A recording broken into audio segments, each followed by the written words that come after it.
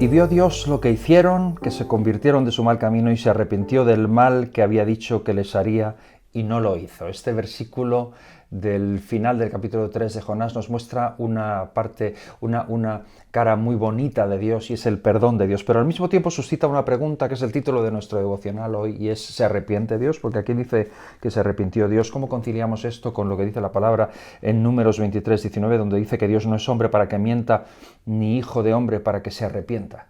Y quiero darte una respuesta a esto en esta mañana. En primer lugar, y es que el pasaje este de Números habla de la profecía de Balaam, en la que Dios había dicho que Israel sería bendito, y un hombre le pide a Balaam que maldiga a Israel, y Balaam responde que Dios no es hombre para que mienta, ni hijo de hombre para que se arrepienta, de modo que no puede contradecir lo que ha dicho en su voluntad expresa. Sin embargo, lo que sucede aquí, donde dice aquí que se arrepintió, y he estado mirando bien el original, que la traducción se arrepintió no es exacta, es mucho más exacto decir se aplacó su ira. Esto es exactamente lo que sucedió.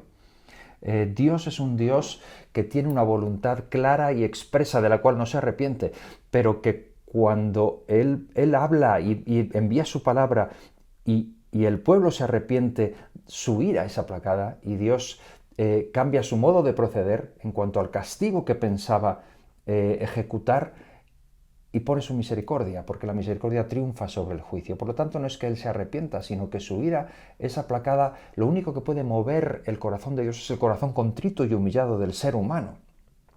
Dios no es un Dios destructor, Dios es un Dios perdonador.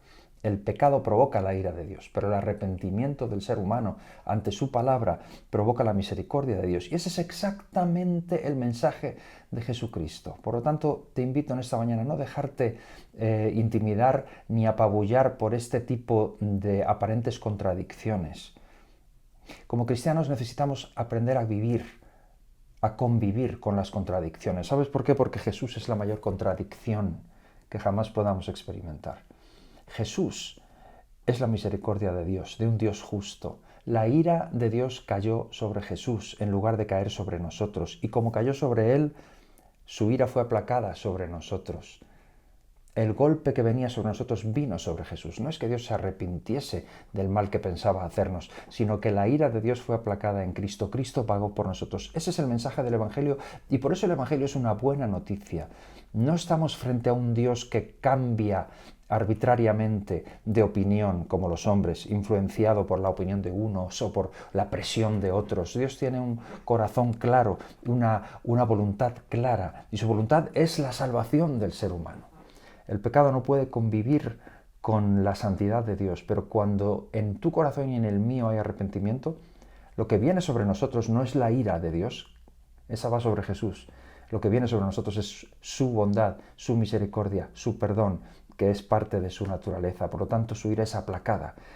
Y te lo digo en esta mañana para ahorrarte el error de pensar que no puedes acercarte a Dios por algo que hayas cometido, por algo que hayas hecho mal. La ira de Dios no está sobre ti por algo que hayas hecho mal. La ira de Dios viene sobre aquel que no se arrepiente. Cuando hay arrepentimiento en nuestro corazón y nos acercamos a Dios, hay perdón para nuestras vidas, hay misericordia para nuestras vidas. Te invito a que esa sea tu actitud constante. Al corazón contrito y humillado no lo desprecia el Señor nunca, ni esta mañana, ni en este día, ni nunca. Que esa sea tu forma de vida constante y que ese sea también tu acercamiento a los demás, no con la ira de Dios, sino con la oportunidad de arrepentimiento, como Dios lo hizo en Nínive, como lo ha hecho en nosotros y para nosotros a través de Cristo.